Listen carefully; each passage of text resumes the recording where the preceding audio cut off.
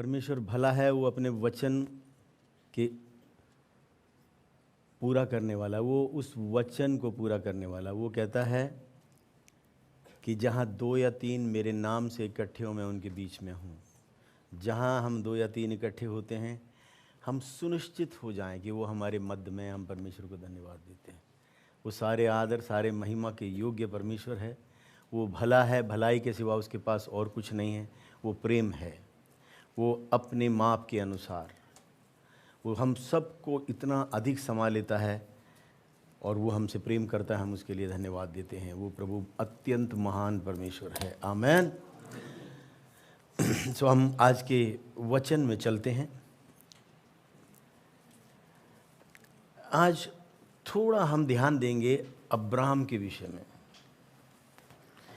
ये एक ऐसा व्यक्तित्व है, इसके विषय में जब हम पढ़ते हैं, देखते हैं, दो अलग अलग छोर की बातों को हम उसमें देखते हैं। उसके विषय में लिखा हुआ है उत्पत्ति 13वें अध्याय के उसके दूसरे पद में लिखा हुआ है, अब्राहम भेड़ बकरी, गाय बैल और सोने रूपे में बड़ा धनी था। इंग्लिश में लिखा हुआ है, अब्राहम वॉज एक्सट्रीमली रिच। अगर परमेश्वर के वचन में एक्सट्रीमली रिच लिखा हुआ है, तो फिर उससे बड़ा और कोई माप नहीं है, उससे कोई और बड़ा नपेना नहीं है, उससे बढ़कर और कुछ विषय नहीं है। ये क्या है ये? अगर ऐसा है, उसमें लिखा है उन दिनों में जिसको संपत्ति कहा करते थे, वो सब कुछ अलग अलग लिखा हुआ है। वो कहता है भेड़ बकरी, गाय बैल, सोना चांदी और रुपये में कुछ भी बाहर नहीं है। और परमेश्वर के वचन में कहता है कि वो हमारा विश्वास, वो हमारा पिता। और प्रभु का वचन कहता है विश्वास के द्वारा जब हमने यीशु पुकारा, हम उद्धार पाए, हमको उसके संतान होने का सौभाग्य प्राप्त हुआ। अगर हम गलातियों की लिखी पत्री उसके 3 अध्याय में उसके 13 और 14 को देखिए, उसमें लिखा है, मसीह जो हमारे लिए श्रापित बना, हमें मोल लेकर व्यवस्था के श्राप से छुड़ाया। लिखा है कि जो कोई काठ पर लटकाया जाता है वह श्रापित है। और उसके अगले पद में अगर हम देखें, ये इसलिए हुआ कि अब्राहम की आशीष मसीह यीशु में अन्य जातियों तक, जो यहूदी नहीं हैं, उन तक पहुँचे, और हम विश्वास के द्वारा उस आत्मा को प्राप्त करें जिसकी प्रतिज्ञा हुई है। और इसी 3 अध्याय के अंदर अगर हम उसके 29वें पद को देखेंगे, उसमें ऐसा लिखा है, और यदि तुम मसीह के हो तो अब्राहम के वंश और प्रतिज्ञा के अनुसार वारिस भी हो। यहां पर लिखा है कि जो हमारी वसीयत है, जो वसीयत उसकी, जिस चीज का अब्राहम वारिस, हम हैं। अब हम ये देख सकते हैं उसमें और हमारे में कोई फासला है। कुछ जो आत्मा में है, उस आयाम में है, उस डायमेंशन में है, परमेश्वर के वायदों में है, उसके वचन में है, परमेश्वर में है, वहाँ कुछ बदला नहीं। लेकिन इस वचन के साथ अगर हम अपनी तुलना करें, आप तुलना कर सकते हैं, और एक ब्रैकेट जो है छोड़ दीजिए और देखिए, हम इसके हकदार हैं। स्वर्ग के वचन के अनुसार वो वसीयत के भागीदार हमको भी बना दिया है। तो ये जब हम देखते हैं, कुछ प्रश्न मन में उदय होते हैं क्या है ये? What is it? तो मेरे अंदर थोड़ा सा एक जिज्ञासा कुछ जागृत हुई। मैंने कहा चलो देखते हैं क्या है ये विषय, और ये हम इसको कैसे अपने जीवन के अंदर संपूर्ण रीति से लागू कर सकते हैं। तो एक छोटे से यात्रा पर चलते मैंने उसको देखा, एक 5-6 पॉइंट मैंने उसके अंदर ढूंढ के उसके जीवन से कुछ, थोड़ा, सब कुछ नहीं, एक 5-6 पॉइंट जो हैं उसमें से मैंने ढूंढ कर निकाला, जो मुझे लगा वो मैं आपके सामने रखना चाहता हूँ। क्या विषय है ये अब्राहम का? और अगर रोमियो 4 अध्याय के अंदर देखें, उसके अंदर भी उसका उल्लेख है। अगर 4 अध्याय 1 से लेकर 3 तक पढ़ते हैं, वहाँ पर अब्राहम का जिक्र आया हुआ है। सो हम क्या कहें कि हमारे शारीरिक पिता अब्राहम को क्या प्राप्त हुआ? भाई हम जानना चाहते हैं उसे क्या प्राप्त हुआ, क्योंकि यदि अब्राहम कर्मों से धर्मी ठहराया जाता तो उसे घमंड करने की जगह होती, पर परमेश्वर के निकट नहीं। और आगे लिखा है, पवित्र शास्त्र क्या कहता है कि अब्राहम ने परमेश्वर पर विश्वास किया और ये उसके लिए धार्मिकता गिना। तो उस व्यक्ति के विषय में यहां भी इसका उल्लेख है।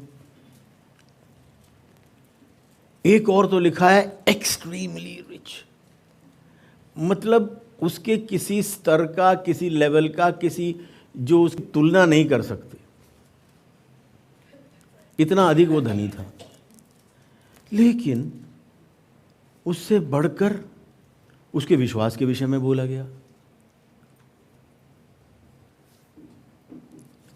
इब्रानियों 11 उसके 8 से लेकर जब हम पढ़ते हैं 12 तक, विश्वास ही से अब्राहम जब बुलाया गया तो आज्ञा मानकर ऐसी जगह निकल गया जो मिरास में लेने वाला था। न जानता था कि किधर जाता हूं, तो भी निकल गया। आगे लिखा है, विश्वास ही से उसने प्रतिज्ञा किए हुए देश में, पराये देश में परदेशी होकर रहकर इसहाक और याकूब समेत जो उसके संतान थी, पीढ़ियां थी, उस प्रतिज्ञा के वो वारिस थे, तंबुओं में वास किया। इन पदों के अंदर उसका उत्तर है। 10 में लिखा है, क्योंकि वह उस स्थिर नेव वाले नगर की बाट जोता रहा जिसका रचने वाला और बनाने वाला परमेश्वर है। बस अब सुनिए, और भी आगे लिखा है, इसके संतान नहीं थे। 11वें में लिखा है, विश्वास से सारा ने अपने बूढ़ी होने पर भी गर्भ धारण करने की सामर्थ पाई, क्योंकि उसने प्रतिज्ञा करने वाले को सच्चा जाना था।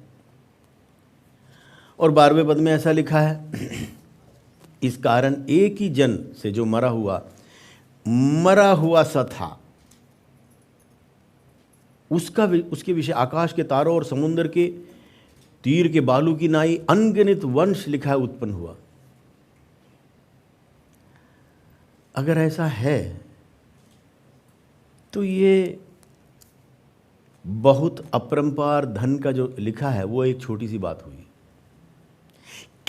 कौन सी बातें थी, किस बात के कारण, इसके जीवन से हमें क्या सीख मिलती है, वो कौन सी पौड़ियां हैं, वो कौन से स्टेप्स हैं, वो कौन से चरण हैं। अगर मैं भी उसके ऊपर चलने पाऊं, अगर वही सिद्धांत मेरी हो जाए, वही सोच मेरा हो जाए, अगर वही मानसिकता मेरी हो जाए, तो मैं भी जो आज है नहीं उनको ऐसे बुला सकता हूं मानो वो हैं। आमीन। और जो उसकी अवस्था है शरीर में मरे हुए की, 100 वर्ष की आयु में संतान, यानी इस पृथ्वी पर स्वाभाविकता में, नेचुरल प्रकृति में जो भी असंभवता के विषय हमारे सामने हैं, उसने उसको उलट फेर दिया। और इस पृथ्वी की किसी भी चीज के अंदर उसका उत्तर नहीं है, ना पुस्तकों में है, ना कहीं है, ना विज्ञान में है। ये कैसे उलट फेर, ये कैसे संभव हुआ? पत्नी 90 वर्ष की, ये 100 वर्ष का, ये कैसे? और हम छोटे छोटे विषय जिसके उत्तर अगर हम थोड़ा बुद्धि लगाएं तो वो भी हमें मिल जाएगा, हम इतना अधिक उन विषयों को असंभवता का स्थान दे देते हैं और हम जूझते हैं। परिवार का ले लीजिए विषय, संतानों का विषय ले लीजिए, जीवन निर्वाह का विषय ले लीजिए, और कोई भी ले लीजिए। मुझे लगता है आज वो सिद्धांत, वो पौड़ियां जिसमें अब्राहम चला, अगर वो मेरे और आपके जीवन की नैविक सिद्धांत बन जाएं, तो हम भी उसी परमेश्वर की आशीष के द्वारा, उसके सशक्तिकरण के द्वारा, उसके वचन की सामर्थ्य के द्वारा, उसकी विश्वास योग्यता के द्वारा, जिसकी ओर अब्राहम ने ताका, मैं और आप भी अपने विषयों के अंदर हमें कभी पीछे मुड़ के देखने की आवश्यकता नहीं होगी। आमीन। अगर ये अब्राहम इतना धनी था, आप सोच कर देखिए, अगर एक्सट्रीमली बहुत बहुत बहुत धनी, ऐसे एक व्यक्ति को तो निश्चिंत होना चाहिए, उसे परमेश्वर की क्या आवश्यकता है? वो तो छोड़िए। मैं एक ऐसे व्यक्ति के एक अनुभव को जानता हूँ। बुजुर्ग थी, सोई नहीं बेचारी, कहती मुझे नींद नहीं आई। मैंने कहा चक्कर क्या है, मुझे जल्दी बता। विषय इतना ही था, आज से बहुत वर्ष पहले की बात है। पहली बार उसको कहीं से 5,000 रुपये मिले। 5,000। उसके पास कमरे में वो किराए पे रहती थी,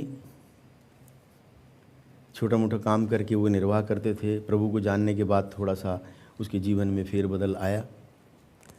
उसके पास एक लोहे की संदूक थी और उस पर एक बड़ा ताला। वो 5,000 रुपये उसने उसमें डालकर ताले लगा दिए।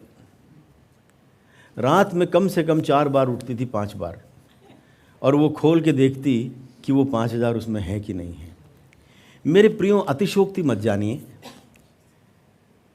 5 हो या उसको कितना बड़ा आप दर्जा दे दीजिए, करोड़ों का या कितने का भी, विषय है वो इतना ज़्यादा लुप्त हो गई उसमें। उसका वज़न रिश्तों से, उस 5,000 रुपये का जो वज़न था, भार था, वो परमेश्वर से, उसके निर्भरता पे, हर एक विषय से उसका तूल, उसका वज़न थोड़ा अधिक हो गया। 4-5 दिन में आंखों के नीचे गड्ढे हो गए, बहुत सी परेशानियां, हाथ पैर कांपने लगे। बुजुर्गी तो वैसे ही थी। लेकिन यहां इसके विषय में हम पाते हैं, अब्राहम के विषय में, ये ऐसा लगता है इतना सब होने के बाद भी उसके पास उसका मन और ध्यान उसमें नहीं। इब्रानियों 11:10 में लिखा हुआ है कि उसकी जो दृष्टि थी, एक अंडरराइटिंग, एक मुख्य, कि उसके वह स्थिर नेव वाले नगर की बाट जोता था, जिसका रचने वाला, बनाने वाला परमेश्वर है। इसका मतलब कहीं अब्राहम ने इस पृथ्वी पर जो उसके पास था, एक्सट्रीम, एक ऐसी अवस्था कि बस उससे अधिक और कुछ नहीं हो सकता, उस माप का धन होते हुए भी उसकी दृष्टि कहां है? स्वर्ग की ओर, उस परमेश्वर की ओर। जरा सा भी उसका भरोसा, उसका निर्भरता उसके ऊपर दिखाई नहीं देता। अगर हम सारे विषयों को ले लें, ये इब्रानी 11:10 उसके जीवन की सफलता का, उसके व्यक्तित्व को ये परिभाषित करता है। ऐसे कैसे हो सकता है? नौकरों चाकरों की अनगिनत, उस जगह पर उसके पास ऐसे ऐसे पार्टनर थे साथ में। हाँ, हो सकता है वो प्रभु में विश्वास ना करते हों, लेकिन उनको अब्राहम के परमेश्वर के ऊपर भरोसा था। अब्राहम के ऊपर भरोसा था कि जब तक हमारी कंपनी में अब्राहम पार्टनर है,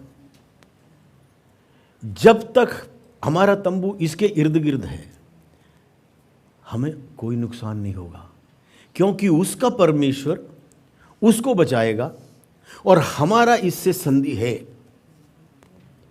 तो उसके बचाने के चक्कर में हम भी बच जाएंगे, क्योंकि हम उसके साथ, वो हमारा पार्टनर है।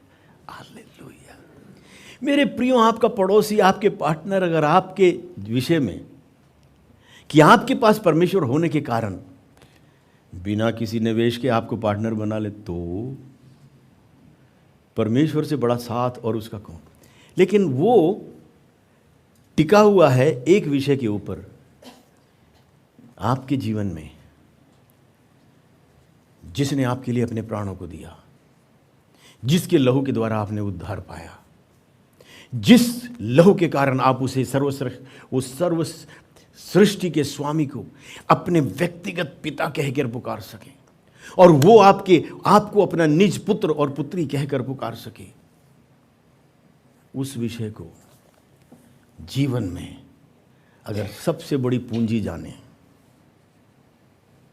तो मरे हुए जैसा शरीर हो, 100 साल की आयु हो, 90 वर्ष की पत्नी हो,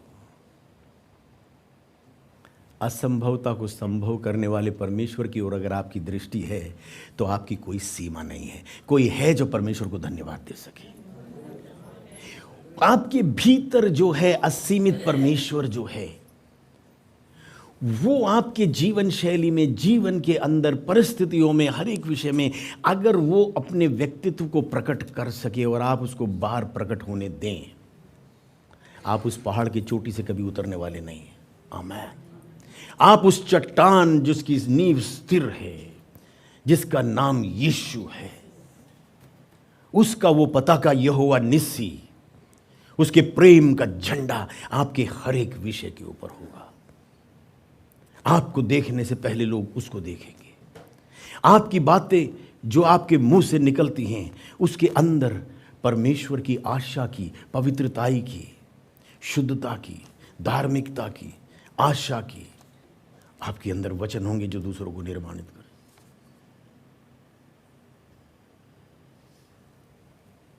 अगर हम एक शॉर्ट लिस्ट करते, एक छोटी सी एक सूची बनाते हैं, तो सबसे पहले विषय जो हमें दिखाई देता है अब्राहम के जीवन के द्वारा, उसके जीवन में हम एक विषय देखते हैं, उसके प्रैक्टिस में, उसके जीवन शैली के अंदर सबसे पहला विषय अशर्तीय आज्ञाकारिता। आमीन। अगर आप लिख रहे हैं, नोट्स ले रहे हैं, तो आप लिख सकते हैं अनकंडीशनल ओबीडियंस, अशर्तीय आज्ञाकारिता।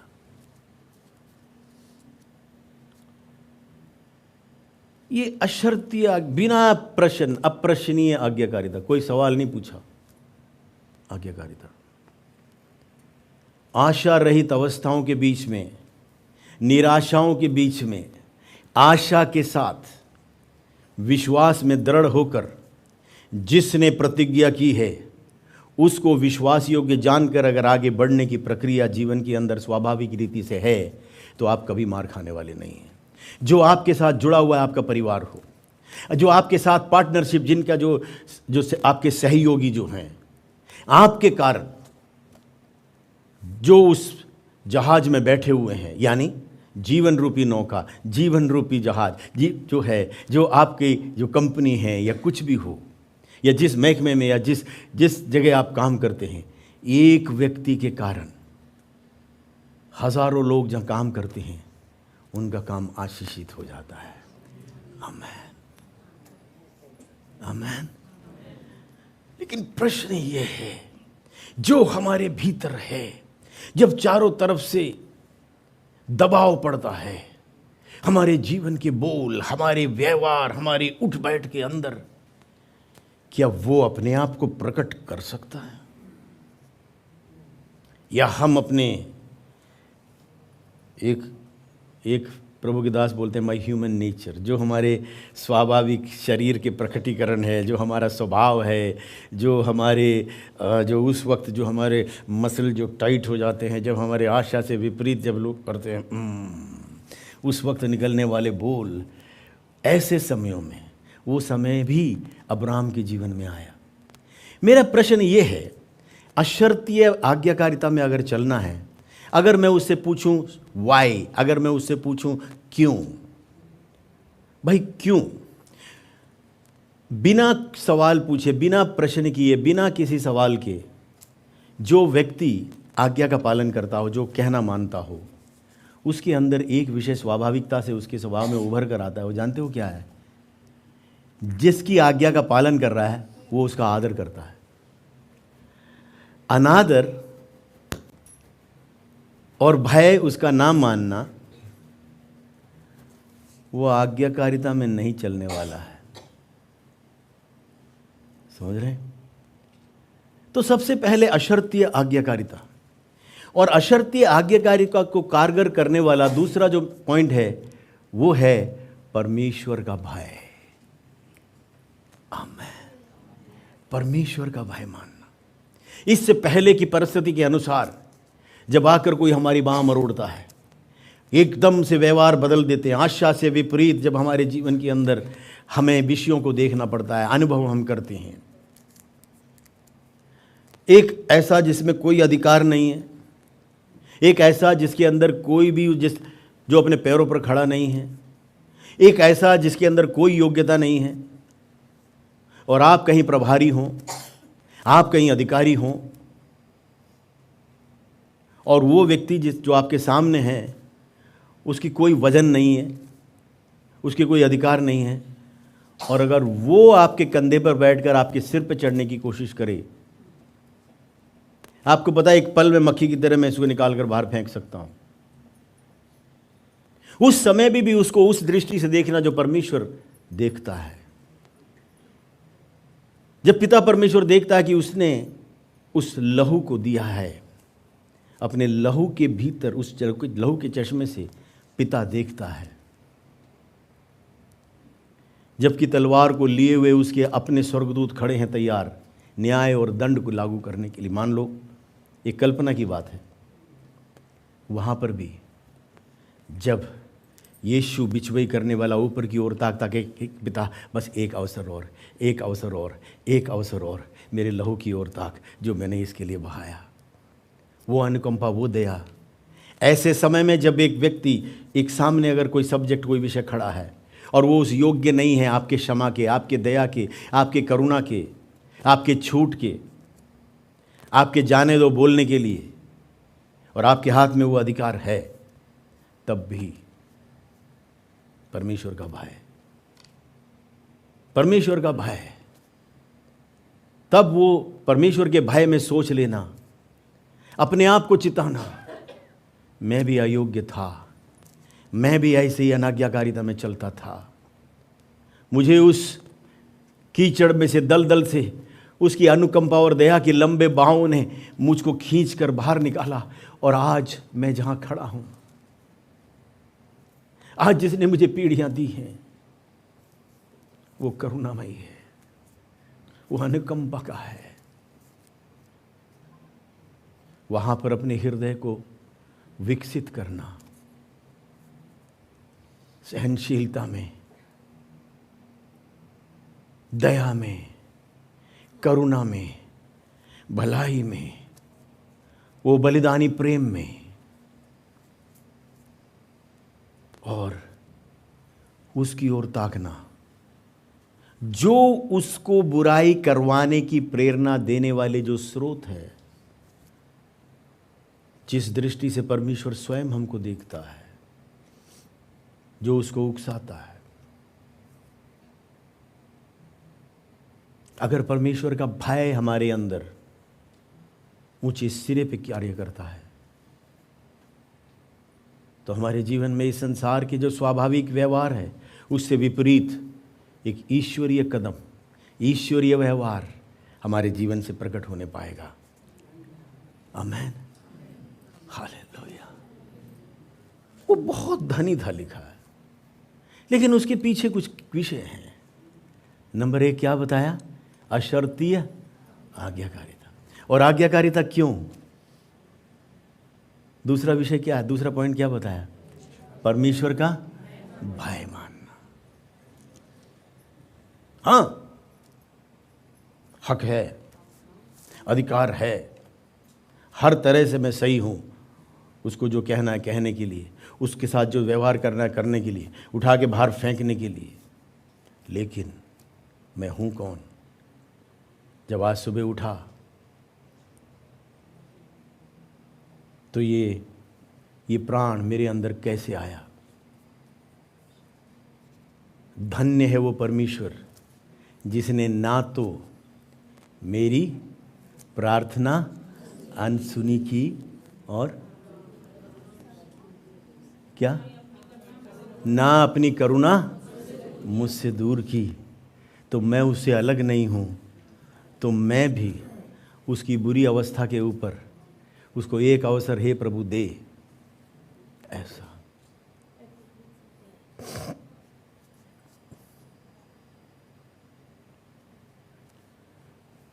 मेरे प्रियो, अशर्तीय आज्ञाकारिता, परमेश्वर का भय मानना, ये उसके जीवन के अंदर अगर हम उसकी कहानी को देखें तो उभर कर आता है। परमेश्वर का भय है, तभी तो जब उसका भतीजा इसके साथ निकला, वो धनी था करके पहले लिखा हुआ नहीं है, लेकिन कुछ समय अब्राम के साथ रहने के बाद क्या हुआ? उसके पास भी इतना सब कुछ हो गया। मेरे प्रियो, एक हंसने वाले व्यक्ति के साथ अगर आप जीवन बिताएंगे तो क्या होगा? आप रोते रहेंगे? क्या होगा? रात को भी चुटकुले उसकी याद कर करके आप नींद में भी ऐसे कर रहे होंगे। उसके विपरीत एक रोने वाले मनुष्य, हमेशा नकारात्मक और निराश, उसके साथ ज़्यादा नहीं 3 महीने बिता दो, आप हंसना याद रखेंगे? भूल जाएंगे? भूल जाएंगे।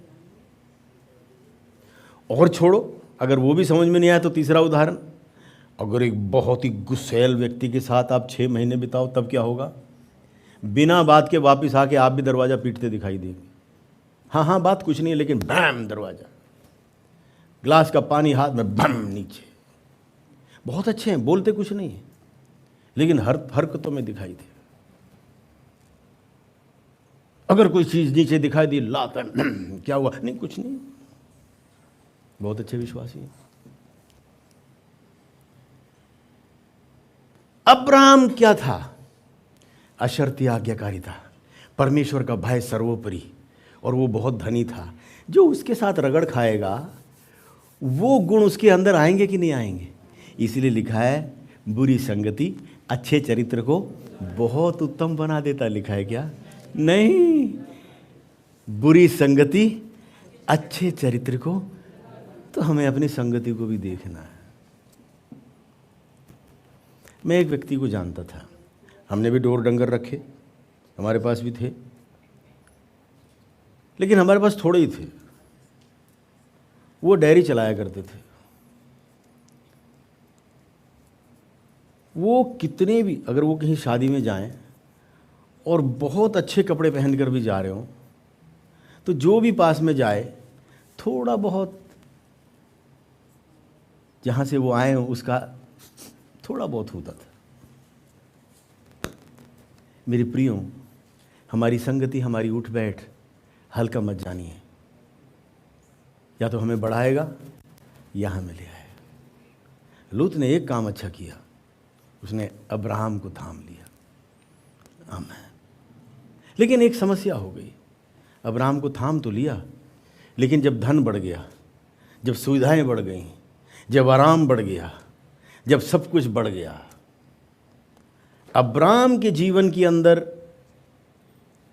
वो जो स्थिर नींव वाली जो नगर थी, उसके ऊपर उसकी दृष्टि थी। वो अंतर्दृष्टि अपने चाचा का, अपने पिता के भाई में वो देख नहीं पाया। उसने तो भारी भारी विषयों को देखा, बाहर के विषयों को देखा, और थोड़ी देर उसमें खो गया। आज्ञाकारिता छोड़ दी। लूत का विषय बता रहा हूं। परमेश्वर का भय चला गया तो उसका भरोसा भी हट गया, तो समस्या होने लगी। नौकरों में झगड़ा हुआ, अब्राहम के सेवक और लूत के सेवक। चाचा को भूल गया, पक्ष ले लिया सेवकों का। अब्राम सीन में उतरा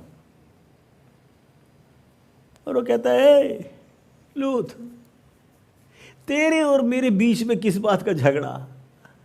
सुन, ये सारा देश तेरे आगे है।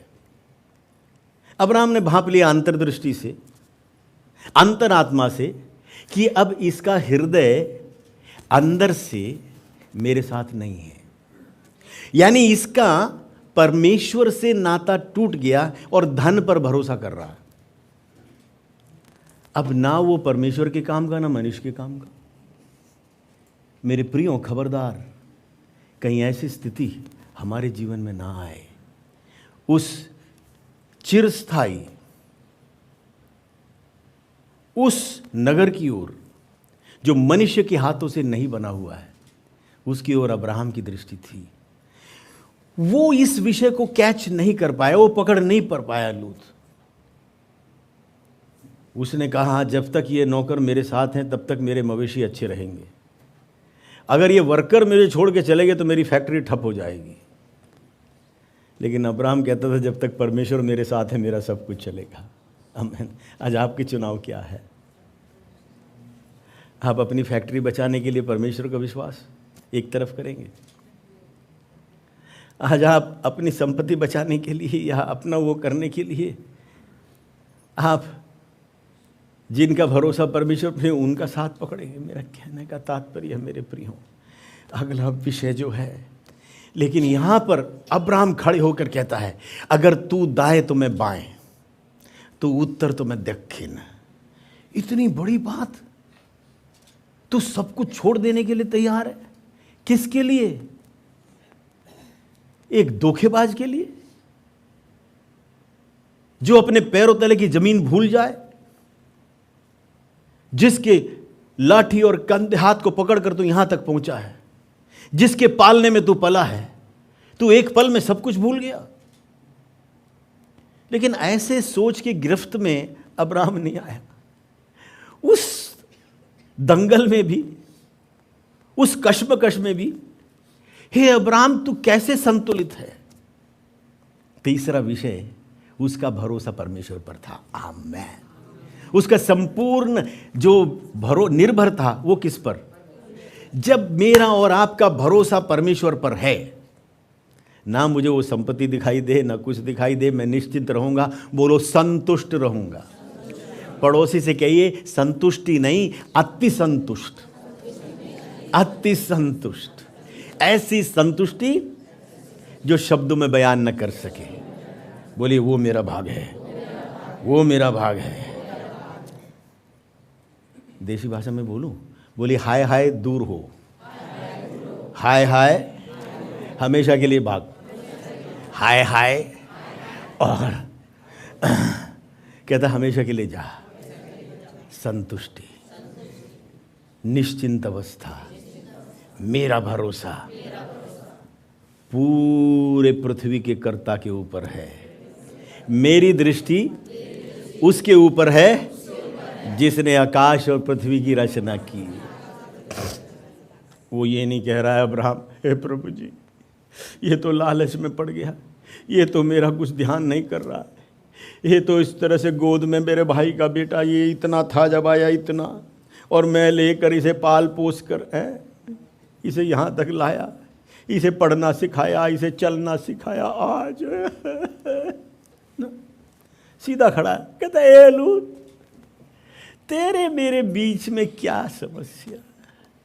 उसने देख लिया इसके अंदर घमंड है, उसने देख लिया इसके अंदर कुछ है जो इसके एक कोई ऐसी हड्डी हो गई या फिर एक ऐसी रॉड अंदर पड़ गया जो बिल्कुल आज चाचा के आगे जिसके द्वारा सब कुछ हुआ, जिसके परमेश्वर के द्वारा आशीष मिली, उसके सामने थोड़ा सा भी झुकने का नहीं। वो हट गया पीछे नौकरों के कि बस ये मेरे साथ हो तो सब कुछ है, ये मेरी संपत्ति है तो मेरा सब कुछ है, ये पावर, मनी पावर, संपत्ति पावर।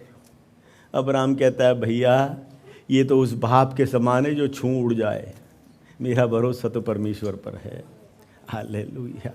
ओ मेरा भरोसा न रथों पर न घोड़ों पर है, कुछ का भरोसा घोड़ों पर, कुछ का भरोसा रथों पर, लेकिन मेरा भरोसा, अगर हम उस अब्राहम के वंश हैं तो हमारा भरोसा उसमें लिखा है। पहले तो उसके धार्मिकता, उसकी राज्य की और धार्मिकता की खोज कर, तो ये सारी वस्तुएं आ जुड़ेंगी। मेरी सुनिए, जब तक मेरे और आपका भरोसा उस पर है, आज जुड़ने वाला जो विषय है ना, वो प्रार्थना विनतियों को लांग जाएगा। समझे नहीं? हम तो प्रार्थना करते, विनती करते, प्रभु ये, लेकिन जीवन की एक ऐसी अवस्था अब्राहम में था कि उसके जीवन में आज जुड़ने की जो प्रक्रिया थी, जो आज जुड़ने का प्रक्रिया था, क्योंकि वो परमेश्वर के राज्य और उसकी धार्मिकता की खोज करता था, उसकी विनतियों से कई पार। इसलिए परमेश्वर यशाया 65 उसके 24 में कहता है कि इससे पहले कि तू प्रार्थना कर, इससे पहले कि तू मांगे, मैं तुझे उत्तर दूंगा। वो कहता है यदि तू मेरे धार्मिकता, मेरे राज्य की और धार्मिकता की खोज करे। यशाया 65 उसके 24 में है, आप लिख सकते हैं, आप निकाल सकते हैं। उनके पुकारने से पहले ही मैं उनको उत्तर दूंगा, उनके मांगते ही मैं उनकी सुन लूंगा। ये मुझको और आपको इस अवस्था तक, इस सीढ़ी तक कैसे ट्रांसलेट हो जाते हैं, हम लोग कैसे रूपांतरित हो जाते हैं। अब्राहम कैसे रूपांतरित हुआ? अशर्ती आज्ञाकारिता, परमेश्वर का भय, उसका भरोसा केवल उसके ऊपर, उसे कोई परवाह नहीं। एक दिन परमेश्वर कहता, सुन, तू अपने पिता, अपने कुटुंब, अपना सब कुछ छोड़ और निकला। उसने ये नहीं पूछा तू है कौन, उसने ये पूछा नहीं क्या गारंटी है, उसने ये नहीं कहा कोई चिन्ह दे, ये बता, कहीं ऐसा ना हो कि तू कहीं सो जाए, तू ऊँघ जाए और मैं सब कुछ छोड़ के निकल पड़ूं, यहाँ तो मेरा ठिया है, यहाँ तो सब कुछ है ना। अरे 12वें अध्याय उत्पत्ति के 4 में लिखा है, और परमेश्वर के उस वचन के अनुसार अब्राहम चला। यहोवा के इस वचन के अनुसार अब्राहम चला, एक व्यक्ति संग चला, 75 वर्ष का आदमी। आगे कुछ दिखाई दे रहा गारंटी? कोई आपसे कहे अपना ठिया छोड़ दो, अपनी कमाई छोड़ दो, 75 वर्ष की उम्र में, आप क्या कहोगे? बाबू ऐसा किसी और को देख लो। ये कौन सा भरोसा था, ये कौन सा विश्वास था?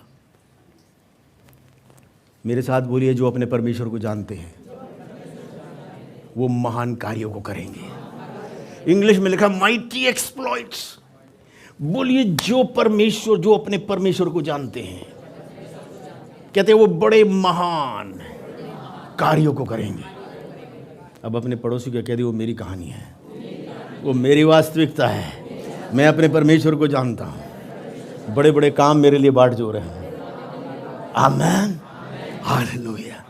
विश्वास के द्वारा। मेरे प्रियो सुनिए, जैसे जैसे माल बढ़ता गया, लूत की आंखों के सामने एक ऐसी झिल्ली आ गई जिसे उसे असलियत दिखाई देने बंद हो गई, नकली सारी चीज़ें दिखाई देने लगी। मेरे प्रियो, बचपन में मैंने एक खेल खेला जिसका नाम था, बच्चों के साथ खेलते थे, जिसका नाम सांप सीढ़ी। और जैसे ही 95, 99 की ओर पहुंचते थे तो बस क्या बता, अब मिल गया सब कुछ। लेकिन 99 में जैसे पहुंचे और यूं गोटी डाली, उसमें वही एक नंबर, जहां से शुरू किए वहां वापस। मेरे प्रियो, जिसका भरोसा धन पर, जिसका भरोसा इस पृथ्वी पर, जिसका भरोसा अपने नौकर चाकर और अपने उसके फैक्ट्री के ऊपर, मुझे वो सांप सीढ़ी याद आ जाती है। मेरे प्रियो सुनिए, जिसने उसका हाथ थामा, जिसने अशर्तीय रीति से उसके ऊपर भरोसा किया, उस पर विश्वास किया, जिसका भरोसा उस पर, वो कभी हाथ न छोड़े। हाथ तो छोड़ता नहीं है, लेकिन एक बात याद रखें, हम अपने जीवन के अंदर अपनी अंतर्दृष्टि को खो जाते हैं, वो असली कनेक्शन को। हमारी दृष्टि कहीं और, हमारा भरोसा कहीं और और जिस पर भरोसा है वही हमारे ऊपर हावी हो जाता है। अगर चोर को घर का किराया अगर किराएदार बना लिया, धीरे धीरे आपके 1 महीने की कम दिन में, 1 महीने से कम में आपकी तिजोरियां खाली होने लगेंगी। आप सोचते हैं क्या हो गया, इनके पंख लग गए क्या? नहीं, पंख नहीं, चोर को किराए पे दे दिया मकान, ठीक है, वो आपकी तिजोरी से किराया निकाल के दे रहा है। उन चोरों को हृदय में लूत ने जगह दी। क्या हुआ? बहुत कमाया, बहुत कुछ अलग, लेकिन जैसे ही उससे वो अलग हुआ, कुछ समय के बाद उसे पता ही नहीं चला ये हवा किधर से आई, उसे पता ही नहीं चला ये आंधी कहाँ से आ गए। वो बैंक बैलेंस 0 हो गया एक ही झटके में, एक ही दिन में, एक ही दिन में, एक ही झटके में 0। एक ही दिन में सब कुछ।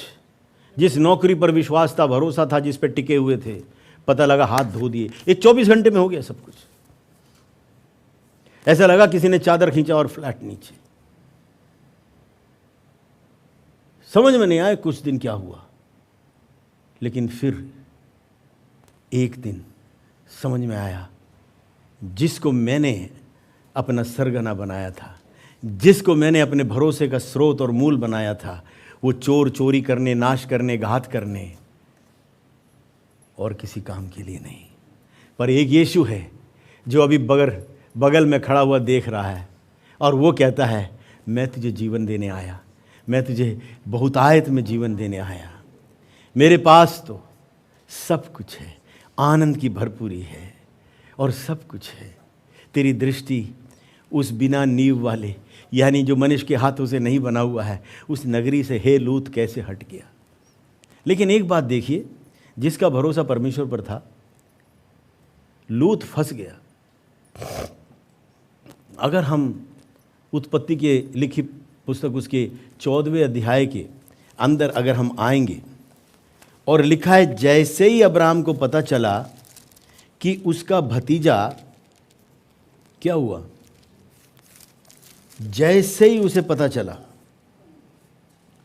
14वें पद में लिखा है, यह सुनकर कि उसका भतीजा, 14 यह सुनकर कि उसका भतीजा बंधुआई में आ गया और उसे पकड़ कर ले गए। अब्राहम ने अपने 318 शिक्षित, युद्ध कौशल में निपुण दासों को लेकर, जो उसके कुटुंब में उत्पन्न हुए थे, अस्त्र शस्त्र धारण करके दान तक उनका पीछा किया। और आगे अगले देखिए 15वें में क्या लिखा है, और अपने दासों को अलग अलग दल बांध कर, देखो उसको अपने दासों पर भी भरोसा था, उसने 100 करके 3 टुकड़ियों में डाल दी और वो आगे सबसे वो चला। और क्या लिखा है 16, और वे सारे धन को और अपने भतीजे लूत और उसके धन को और स्त्रियों को, सब बंदियों को लौटा ले आया, जिसके कारण उसके पास सब कुछ आया, जिसके साथ का। मेरे प्रियो, क्या ये अब्राहम परमेश्वर के एक स्वभाव का सरीखा नहीं? हमने कितनियों बार गलत रास्ते ले लिए, हमने कितनियों बार उसके ऊपर से भरोसा हटा दिया, हमने कितनियों बार कहा, जा तुझे मेरी ज़रूरत नहीं। हम बोलते नहीं है, लेकिन अपने हरकतों के द्वारा हम कहते नहीं, इस समय नहीं है, मैं बहुत व्यस्त हूँ। पहले तो 4 ही भैंसें थी, अब 40 हो गई, अब कहाँ से समय मिले। पहले तो पटरी लगाते थे, लेकिन अब क्या करें, अब तो 4 दुकानें एक साथ होंगी, अब तो करें क्या करें, अब तो समय ही नहीं बचता है, बचता ही नहीं, तो हम क्या करें। और वो परमेश्वर रोज हमें जीवन और श्वास और पंप कर रहा है, कह रहा है, वो हमारी पीढ़ियों को संभाल रहा है, कहता नहीं ये नाश ना हो, नाश ना हो, नाश ना हो। वो अब्राहमों को हिम्मत दे रहा है, कहता देख तेरे कारण मैं, लिखा है वचन के अंदर, परमेश्वर ने अब्राहम के कारण लूत को स्मरण किया। आमेन। क्योंकि एक अब्राहम है तेरे परिवार के अंदर। इस सारे गंदे हरकत के बावजूद वो अब्राहम खड़ा, वहां पर खड़ा है परमेश्वर के सामने। उसने भोजन छोड़ दिया है, वो घुटनों पर आ गया है, उसे दिख गया वो स्वर्गदूत जो तलवार लिए खड़ा है, उसे पता है दंड सामने है, उसे पता है। और लूत सोच रहा है ये जो मेरे अंडर टेबल जो मैंने सब काम किए किसी ने देखा ही नहीं। वो कहता है जो ये किसी को पता ही नहीं चला मैंने क्या क्या किया है, मैं तो बस सबके सामने चौधरी बहुत बड़ा, ओहो पूछो मत। अरे बस नहीं मेरे प्रियो, उसके सामने सब कुछ खुला, नग्न और बेपरद है। हे लूत, तुझे इससे पहले कि वो उठा कर ले जाए और तेरा सब कुछ बंधुआई में आ जाए, तेरा रखवाला, तेरा रचने वाला, उसने तेरे लिए वो अब्राहम बिचवई करने के लिए खड़ा कर दिया था। और वो उस आत्मा के उस चिताने के कारण, उस आत्मा के दस्तक के कारण, वो इससे पहले कि तेरा नाश हो, रास्ते में तू कितनी बार नाश हो सकता था।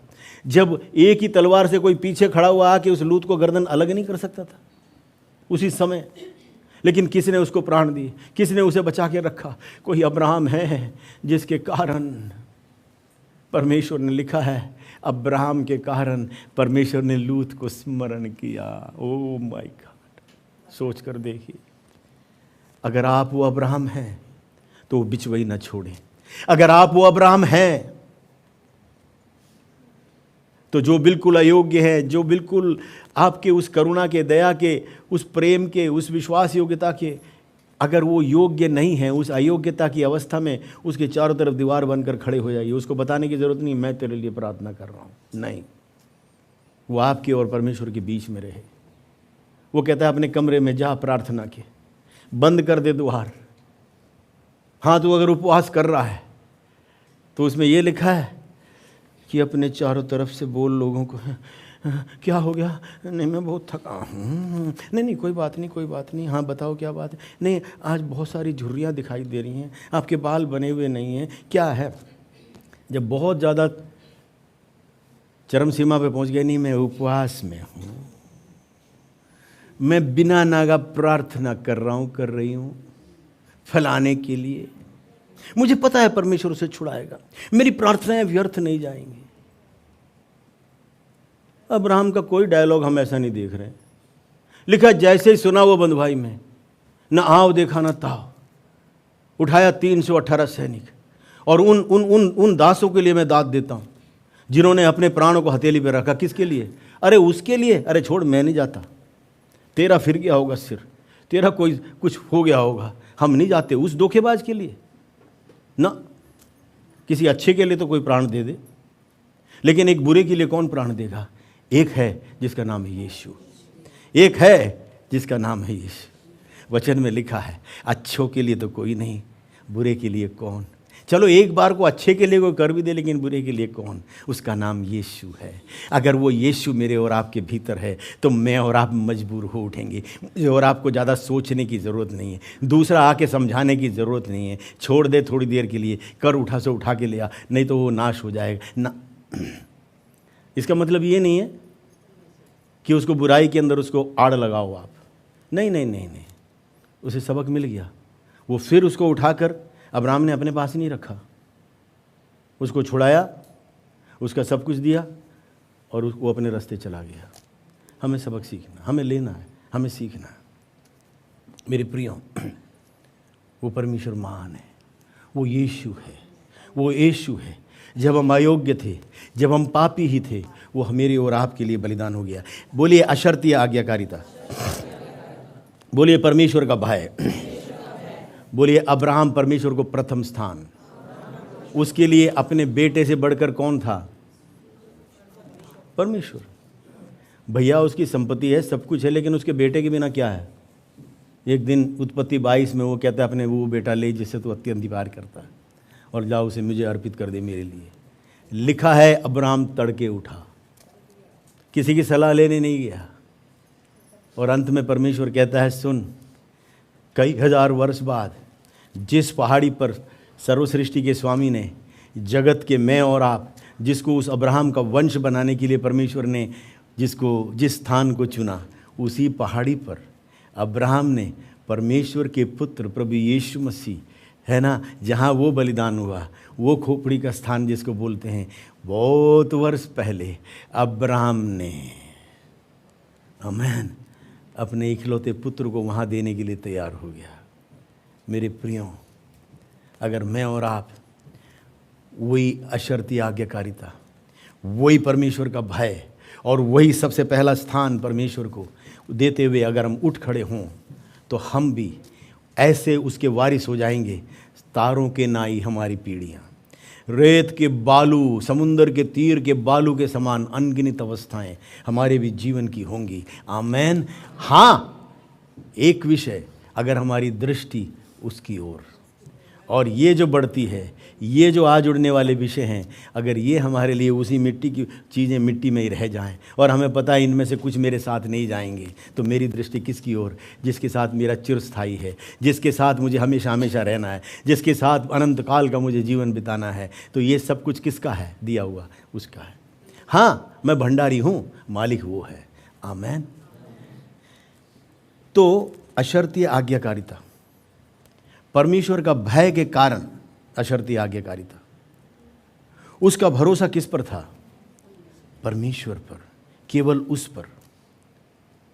और फिर क्या? वो परमेश्वर को पहला स्थान। क्या मेरे और आपके जीवन में सबसे पहले प्रभु है? ये वो आज वो पीछे चला गया? नहीं मेरे प्रियो, आज वही है सारे आदर की, सारे महिमा की। हमारे जीवन की जो बोलचाल है, जो हमारा सोच है, सब कुछ वो प्रभु जानता है। उसको दिखाई दे कि ये विश्वास योग्य है, ये वही वफादारी है, इसके अंदर वही पारदर्शिता है, इसके अंदर आज ये सबसे अधिक वफादार था, ये सबसे अधिक था। वो लोग उसके साथ चला हुआ था, लेकिन आज कैसे बिक गया? आज कैसे अपनी शरीर की अभिलाषाओं के लिए ये चला गया? कैसे ये अपनी आंखों की अभिलाषा के लिए चला गया? जैसे ही अब्राहम ने कहा मैं दाएं तो, अगर तू दाएं तो मैं बाएं, वो उठ खड़ा हुआ, सबसे ऊंचे चोटी पर पहुंच गया और उसने यूं नज़रें घुमाई और उसने क्या किया? सबसे हरियाली वाले जगह को चुन लिया और अपना तंबू जाके कहाँ लगा रहा है? अंतर्दृष्टि खो गई, अंतर्दृष्टि चली गई। पार जो मनुष्य की आंखें, उससे पार देखने की जो क्षमता जो परमेश्वर भीतर है, उसकी आंखों की दृष्टि खत्म। हरियाली, और अपना तंबू लिया। सोदोम गोमोरा के उस श्रापित अनुभवों के पास उसने अपना तंबू लगा दिया। और देखिए अब्राहम ने क्या कहा? तू जहाँ जाएगा उसके उल्ट दिशा में मैं। और उस सोदोम और गोमोरा से हटकर उसको अपने वायदे के स्थान के ऊपर, वहाँ पर जिसकी ओर उसने दृष्टि की, वो परमेश्वर वहाँ खड़ा था। जब लिखा है कि जब लूत उससे दूर हुआ, परमेश्वर प्रकट हुआ, उसने कहा देख अब तू यहाँ खड़ा है, अपनी नज़रों को उठा और देख, जितना देर दूर तू देख सके वो सब मैं तेरे संतानों को दूंगा। आमेन। यही वायदा, जितने लोग आप प्रभु की ओर ताके, ये आपका भी है। आज जो आप कल्पना करेंगे, उस अंतर्दृष्टि से, उस भरोसे के साथ, उस परमेश्वर के भय के साथ, उस आज्ञाकारिता के अंदर जो अशर्तीय है, वो भाग आपका है। और कितने कहेंगे आमेन? ऐसा ही हो। आमेन। एक और विषय, अगला जो विषय है अब्राहम के विषय में, कि उसने परमानेंट, चिरस्थायी बेदियों को बनाया। रहता था तंबुओं में, जो इधर से उखाड़ कर दूसरी जगह, जहाँ जहाँ गया उसने बेदियाँ बनाई। ये बेदियाँ कहाँ? ये बेदी क्या है? ये वो स्थान है जहाँ हमारे स्वाभाविकता में, हमारे नेचुरल विषयों में परमेश्वर की अलौकिकता का मेल होता है, जहाँ परमेश्वर मनुष्य के मिलता है, जहाँ पर वो हमसे बात करता है। तब तो उसने पत्थर की तो बेदी बनाई, उसने पक्के बेदियाँ बनाई।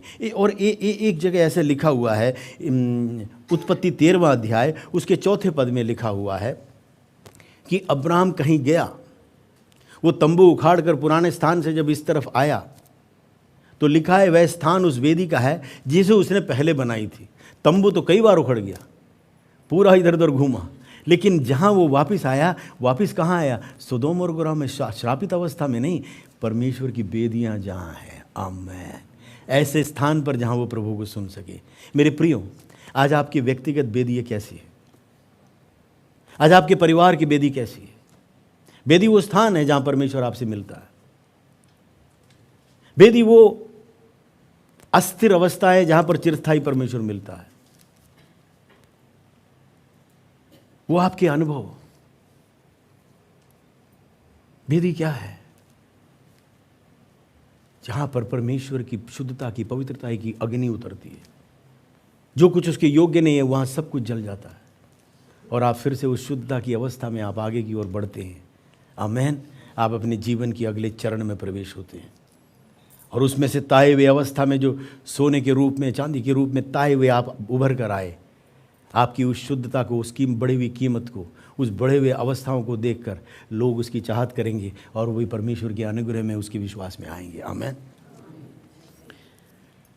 उसमें लिखा है कि पहले जहाँ वो था वहाँ पर उसने एक परमानेंट चिरस्थायी वेदी बनाई।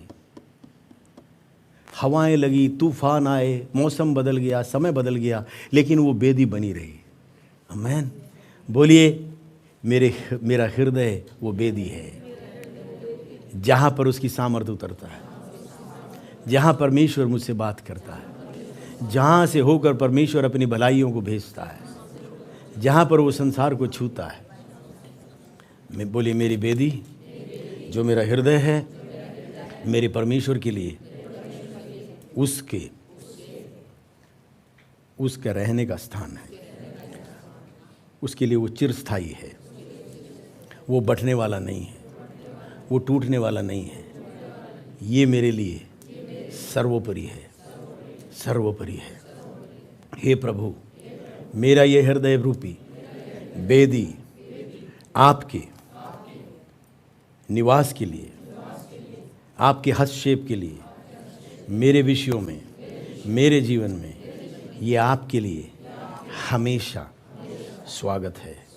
ये आपका स्थान है, ये आपका सिंहासन है। बोलो प्रभु यीशु की जय। तो अशर्ती आज्ञाकारिता है, परमेश्वर का भय है, परमेश्वर को प्रथम स्थान है, भरोसा उस पर है। ठीक है। और आगे कितने विषय हो गए जो लिख रहे हैं, बताइए? 5। अब सुनिए, चिरस्थायी वेदियाँ। अस्थायी रहने के स्थान हो सकते हैं, लेकिन वेदियाँ चिरस्थायी हैं। इधर से कहीं भी चले जाओ, लेकिन हमारे हृदय में जो वेदी जो उसके लिए बना हुआ है वो तो परमानेंट है भाई। स्टेट बदलने से, नगर बदलने से, शहर बदलने से, मकान बदलने से मेरे अंदर की जो चिरस्थायी वेदी है वो कभी बदलने वाला नहीं है। उसके ऊपर वो विराजमान रहेगा, उसके लिए वो पहला स्थान रहेगा। और कितने हैं जो कहेंगे बोलो प्रभु यीशु की जय। और छठा विषय क्या है कि वो दशवांश को देने वाला था। लिखा है, देखिए इधर 14 के 20 में लिखा है, उत्पत्ति 14वां अध्याय उसके 20 में लिखा है, और धन्य है परमप्रधान ईश्वर जिसने तेरे द्रोहियों को तेरे वश में कर दिया। वाह! कोई है जो चाहते हैं कि विपरीत अवस्था बिल्कुल मेरे सरीखे हो जाए, सब कुछ मेरे लाइन में आ जाए, हर विरोधी अवस्था कट जाए। ओहो, वो कहता है सारे दशवांश मेरे भवन में लाओ, ताकि वहाँ भोजन वस्तुएं रहें, ताकि वो कार्य जो वहाँ होते हैं वो आगे बढ़ सकें। और क्या लिखा है? मैं नाश करने वाले को ऐसा घुड़कूंगा कि वो तेरे फसल को, तेरे दाख को, तेरे से कच्चे गिरने नहीं देगा, और तेरे फसल को कभी कोई नाश नहीं होने देगा। वाह! प्रभु को धन्यवाद देते हैं। छठा विषय क्या है कि वो दशवांश, इसमें लिखा है, और धन्य है वो परमप्रधान ईश्वर जिसने तेरे द्रोहियों को तेरे वश में कर दिया। तब अब्राम ने उसको सबका दशवांश दिया। कितने का दिया? सबका। अब ये सबका का विषय क्या है? इंग्लिश में लिखा है, ही पेड टाइथ्स ऑफ ऑल। जब वो युद्ध में निकला था, उसके साथ में 2-4 पार्टनर थे साथ में। हो सकता है वो लोग विश्वासी नहीं थे, लेकिन उसके कंपनी के पार्टनर थे। अगर आगे हम पढ़ेंगे, उसमें लिखा है, तब अब्राम ने उसको सब वस्तुओं का दशमांश दिया। 21, और सोदोम के राजा ने अब्राम से कहा, प्राणियों को तो मुझे दे दे और धन को अपने पास रख। 22वें पद, अब्राम ने सोदोम के राजा से कहा, परमप्रधान ईश्वर यहोवा जो आकाश और पृथ्वी का अधिकारी है, उसकी मैं ये शपथ खाता हूं। लिखा है, उसकी मैं ये शपथ खाता हूं, जो कुछ तेरा है उसमें से न तो मैं एक सूत और न जूती का बंधन फीता, न कोई वस्तु लूंगा, कि तू ऐसा न कहने पाए कि अब्राम मेरे कारण धनी हुआ। ये सबके हाथों से नहीं, ये हकदार था, सब उसके पार्टनर नहीं थे। कुछ थे जो परमेश्वर का भय मानते थे, कुछ थे जो अब्राहम की परमेश्वर, हाँ वो विश्वास में ऐसा जैसे अब्राहम में शायद वैसे नहीं होंगे, लेकिन उनको वही परमेश्वर का भय उनके अंदर भी था। लेकिन एक बात अब्राहम का था, उसका प्रभाव देखिए उन पार्टनरों के ऊपर, सहयोगियों के ऊपर। वो अपने कंपनी के मुनाफे में से अब्राम के परमेश्वर को, क्योंकि अब्राम पार्टनर है, दशमांश देने के लिए तैयार है। और उनके लिए वो उदाहरण खराई का, इंटेग्रिटी का, वो सामने खड़ा है, उसके पार्टनर चारों तरफ खड़े हैं, उसमें से लाकर उसने सबसे पहले परमेश्वर को दिया, अपना व्यक्तिगत भी दिया और अपने कंपनी का भी दिया। और उसके साथ में जो पार्टनर है वो कह रहे हाँ हम सहमत हैं, हाँ हम सहमत हैं, हाँ हम सहमत हैं। उनमें से कोई ये नहीं कह रहा है कि पता नहीं क्या कर रहा है ये तो मुझे मिलना चाहिए था, अगर ये हम बांट ले तो हमारे जेब में होता ना। वो कह रहे हैं उनको पता है इसी के कारण जो अब्राहम कर रहा है हम बचे हुए हैं, इसी के कारण आज हमारी जीत हुई है, इसी के कारण आज हमारे पास धन वापस आया है। मेरे प्रियों, जब युद्ध में जाते थे केवल जो अपना है वही प्राप्त नहीं किया, जो हारे उनका सब कुछ ये लेकर आते थे। और वो दूसरे जो हारे हुए हैं वो सिर झुकाकर, वो ऐसे अधनंगे अवस्था में वो छूछे हाथ जाया करते थे और उनके जीवन इनके दया पर होती थी। और वो राजा जो बंधुआई में आकर जो ले गया, अब्राम के साथ जो थे 318 और वो पार्टनर, वो तो विजयी हुए, वो बचाने वाले बन गए, वो लौटा ले रहने वाले बन गए। और जिन्होंने लूत के साथ पार्टनरशिप की थी वो एक बार सब कुछ वो चला गया, लेकिन एक झटके में अब्राहम के कारण, जो बिचवई करने वाला था, जो अपने परिवार के लिए आंसू बहाता था, जिसके अंदर वो परमेश्वर का बोझ था, वो वहाँ पर खड़े होकर उन्होंने उसके लिए बिचवई करना नहीं छोड़ा। जब वो अग्नि और गंधक बरसाया जा रहा था सोदम और अमोरा, लिखा है वो पहाड़ी पर खड़ा था। उस वक्त भी अब्राहम ने ये नहीं कहा बार बार ये पता नहीं कहाँ को चला जाता है, बार बार पता नहीं कहाँ जाता है, थक गया मैं तो कब तक बचाता रहूँगा, इस बार सबक सीखने दे। बस वो दुष्ट इसी का इंतज़ार कर रहा है कि भाई तुम धक्का दे दो और मैं अपने हाथ में ले लूँ और उसके 12 टुकड़े कर मैं इसका खुल्लम खुल्ला तमाशा बनाऊँ। गया किसका? अब्राहम का। कौन गया? भतीजा। अब रोने से क्या फ़ायदा ना, उसकी दृष्टि में कुछ अलग है, उसकी दृष्टि में कुछ अलग है। वो किसी और ही मिट्टी का बना हुआ है, क्योंकि उसकी आंखें कहाँ हैं? इस संसार की बातों में नहीं है। बिना नींव के, मनुष्य के हाथों से जो नहीं बना हुआ है, वो ऐसे नगरी की, और उसका भरोसा परमेश्वर पर है। वो प्रथम स्थान उसी को देता। उसने जान लिया कि मेरा परमेश्वर कौन है। जो अपने परमेश्वर को जानते हैं वो बड़े बड़े काम करेंगे। आमीन। वो बहुतों को शेर के मुंह से खींच लाएंगे, वो आग और पानी में से खींच लाएंगे, वो अपने अस्तित्व के उद्देश्य में खड़ा करेंगे, वो अपने परिवार को नहीं खोएंगे। आमीन।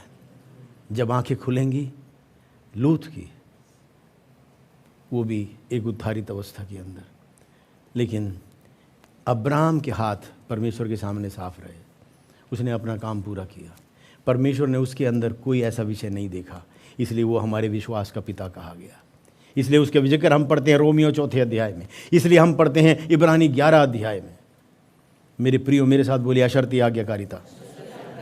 परमेश्वर का भय सर्वोपरि, परमेश्वर को प्रथम स्थान, भरोसा और निर्भरता केवल परमेश्वर में, चिरस्थायी बेदियां, हृदय की बेदी ऐसे किसी भी समय परमेश्वर अपने वचन को और अपनी उपस्थिति को, अपनी योजना को, अपनी कल्पना को उसके ऊपर डाल सकता था।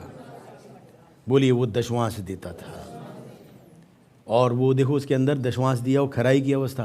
कहता है मैं तेरे से कुछ न लूँगा, क्योंकि मैं किसी के नाम को लिए चलता हूँ, मैं एक नाम का प्रतिनिधि हूँ। तेरी आज जो मेरा हक है, चाहे वो मेरा हक ही है, आज मेरे कारण तू बचा है सोदाम के राजा। जो तेरा आज जो मैं लौटा के लाया वो मेरा ही है, लेकिन हाँ तू कल ये ना कहने पाए अरे ये तो ऐसे थोड़ी, वो तो मेरा धन उसके कारण मैंने ये दिया, मैंने वो किया। ना ना ना, इधर सुनिए। वो कहता है कि मैं तेरे से कुछ ना लूँगा, लेकिन वो अपने पार्टनरों का ध्यान रखता है। कहता है जो मेरे साथी थे वो गए युद्ध में, जो उन्होंने खाया पिया और जो उनका भाग है उन्हें दे दे भाई। मैं एक नाम का प्रतिनिधि हूँ, एक नाम मेरे साथ जुड़ा हुआ है। मैं उस अपने से ज़्यादा, मेरी कमाई से ज़्यादा, मेरी आमदनी से ज़्यादा, मेरे हर विषय से ज़्यादा मैं उस नाम का ध्यान करता हूँ, ठीक है, वो मैं नीचे गिरने नहीं दूंगा। कोई है जो कहेगा हाँ वाह, बोलो प्रभु यीशु की जय। अपने नाम से बढ़कर, अपने सब बातों से बढ़कर, अपने परिस्थितियों से बढ़कर क्या वो उसका मूल्य आपके सामने है, तो परमेश्वर कुछ कार्य करने जा रहा है। आमेन। अगला विषय, उसमें एक और विषय था, बोलिए परिवार की एकता, बोलिए परिवार का क्रम।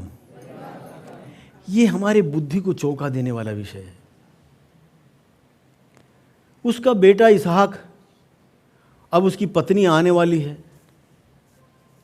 लेकिन ये खेत में मनन करता हुआ पाया जा रहा है, पार्लर में नहीं है, सूट सिलवाने नहीं गया हुआ है। वो ये नहीं कह रहा पार्लर वाले को भी जल्दी फेशियल कर, अच्छा कर, आज मेरी पत्नी वो पहली बार वो मुझे देखेगी, ये दाग सब निकाल जल्दी, और ये सफ़ेद बाल सब ज़रा ठीक हो जाए ना। लिखा है जैसे उसकी प्रथा थी, जैसे उसका स्वभाव था, उस शाम के समय खेत में वो बैठा किसको मनन कर रहा है? किसने सिखाया उसको? कहाँ से सीखा? उसका पिता उदाहरण था। और केवल यही नहीं, उसकी पत्नी,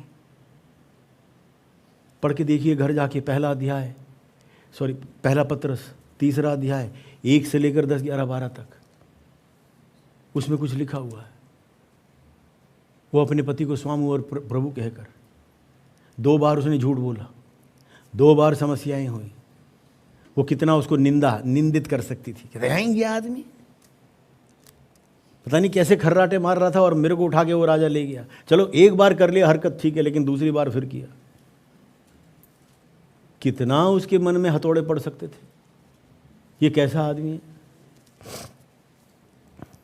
हम पत्नी, अगर आप पत्नी हैं और किसी ने आपके जो है गंदी मजाक कहीं बना दी, और अगर आपका पति सिर झुका के नीचे बैठा हुआ हो, कम से कम 3 महीने तो आपके मन में हथौड़े बजेंगे कि इसने मेरे को सपोर्ट नहीं किया, वहाँ इसने, ये कैसा आदमी है, वहाँ एक शब्द भी नहीं बोला और उन्होंने मेरा मजाक बनाया।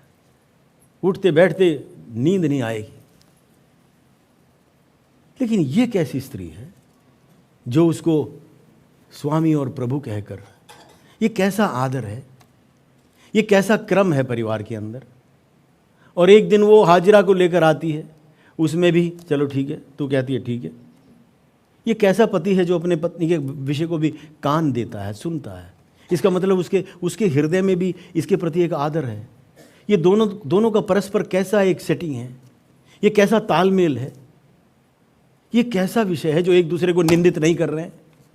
मेरे प्रियो, एक बात याद रखिए, अब्राहम की बढ़ती और उसकी मन की आंखें प्रकाशमान हुई। वो अपने परमेश्वर को जानता था और वो एक बात जानता था, अगर परिवार में क्रम है तभी मुझे अलौकिक ईश्वरीय सहायताएं प्राप्त हो सकती हैं। आमेन। अगर जो बैठे आप मेरी बात को सुन रहे हैं, सुनिए, अगर आप चाहते हैं कि आपके परिवार में स्वर्गदूतों की सेवा हो, आप चाहते हो कि एक अलौकिक प्राविधान जो परमेश्वर ने अपने दूतों के जरिए जो आपको एक स्वर्गदूत एक के लिए अपॉइंट किया हुआ है, अगर आप चाहते हैं कि वो दैविक सहायता आपके लिए हो, आपके परिवार में एक ऑर्डर हो, क्रम हो, अलाइनमेंट हो, एक सीधी डोरी हो, है ना। गाड़ियाँ जिनके पास है उन्हें पता है, कुछ समय गाड़ी चलने के बाद चारों पहियों में ज़रा अलग अलग विषय हो जाता है, कोई इधर को हिला हुआ, थोड़ी इधर को। उसके लिए फिर जाके हम पैसा देते हैं, वो कंप्यूटर वाले उसके ऊपर खड़े होकर बोलते हैं भैया व्हील्स, पहियों का अलाइनमेंट कर दो, ताकि वो चारों पहिए जो है ना बस बिल्कुल सूत पे एकदम सीधे हो जाए। उसमें कहीं तो वो वजन डालते हैं, कहीं कुछ करते हैं। बोलिए मेरे परिवार का क्रम। आमेन। ये अब्राहम के उस जीवन के अंदर आखिरी पॉइंट है जो मैंने उसमें से निचोड़ निकाला है। अशर्ती आज्ञाकारिता केवल नहीं, परमेश्वर का भय वो मानता, परमेश्वर को प्रथम स्थान वो देता था, उसका भरोसा परमेश्वर पर था। चिरस्थायी उसने वेदियों को उसने निर्मित किया, वो एक दशमांश का देने वाला था। केवल वही नहीं, उसने अपने परिवार को एक क्रम में रखा। ऑर्डर क्या? हे पतियों, अपने पत्नियों के साथ क्रोध व्यवहार मत करो। हे पत्नियों, अपने पति का आदर करो, उससे पहले कहता है तुम एक दूसरे के अधीन, एक दूसरे की सुनते और समझते और उस सहयोग के अंदर, वहाँ परमेश्वर उस बेदी पे उतरता है। कितने बेदियाँ छितर बितर, कितने बेदियों में दरार। लिखा है एलिया जब खड़ा था उस चुनौती के बीच में, उसने उस बेदी की मरम्मत की, उसने बेदी की मरम्मत की। आज ये बेदियाँ पक्की हो जाएं।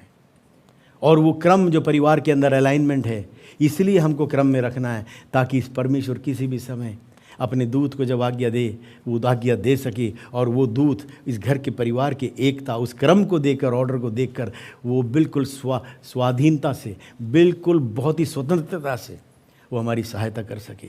जो आप नहीं कर सकते हैं वो करने के लिए परमेश्वर अलौकिक सहायताओं को भेजता है। लेकिन कौन सी चीज़ है जो उसे आकर्षित करता है? बोले मेरे परिवार का क्रम, ऑर्डर, अलाइनमेंट।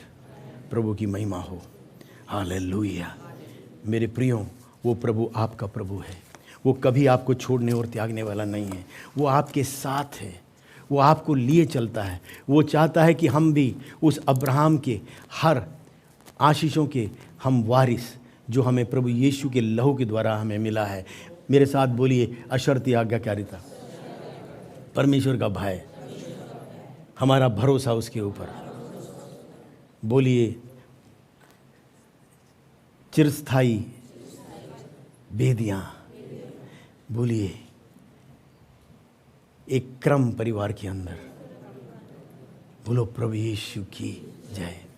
कितने हैं जो कहेंगे हाँ, कुछ बात मेरे पल्ले पड़ गई, अब्राहम का जीवन मेरे लिए एक उदाहरण है। कितने लोग हैं जो कहते हैं?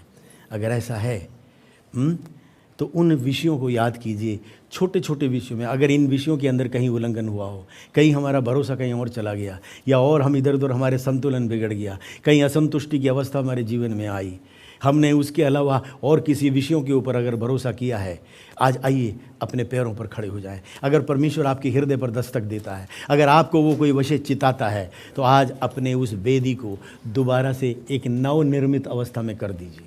अपने बेदी को समर्पित कर दीजिए, ताकि यहाँ पर वो स्वर्ग के सारे सामर्थ के साथ उस बेदी पर उतर सके और वो आपको अपने बोले हुए वचन से सुसज्जित कर सके, वो आपको आगे चला सके, वो दिशा दे सके, एक नया क्रम फिर से परिवार के अंदर वो दे सके। कितने हैं जो कहेंगे हाँ प्रभु, मैं आपके आगे अपने को झुकाता हूँ, झुकती हूँ, मैं समर्पित करती हूँ।